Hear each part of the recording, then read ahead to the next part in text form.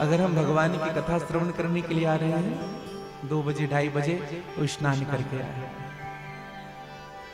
आप ये मत सोचिएगा कि हम भगवान तक नहीं पहुंच रहे हैं, भगवान में पुष्प अर्पित करें या भगवान के पूजन करें तभी स्नान करें।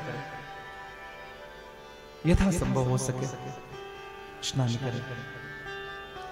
कभी कभी मन, कभी कभी तन अपवित्र हो जाता है। कैसे अपवित्र होता है? दिन में सोने की आदत होती है हमारी, और सो करके उठे,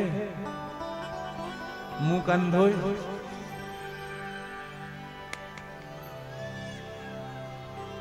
तैयार हो गए, आ गया।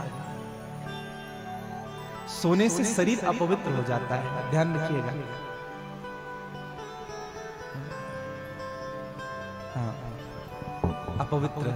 और एक बात और निवेदन कर दूं, हमारी माताएं ये भाव जरूर ध्यान में रखेंगे।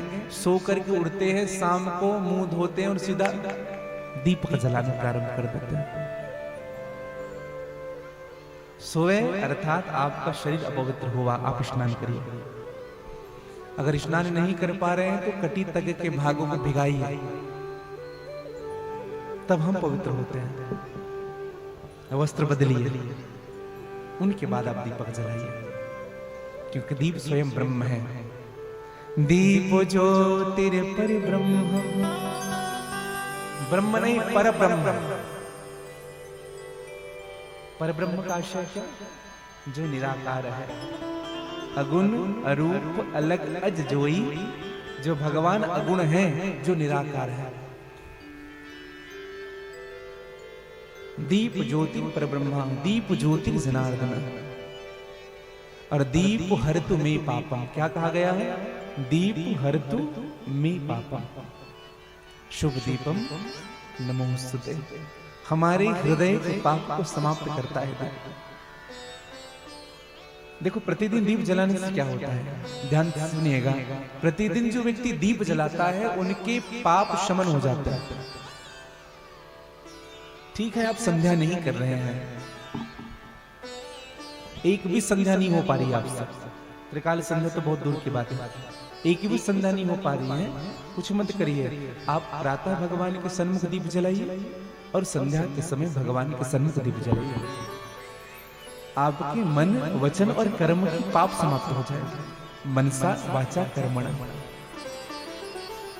और दीप जलाने वाले के जीवन में केवल बाह्य जीवन में ओझ नहीं होता, उनके आंतरिक जीवन में भी ओझ होता है।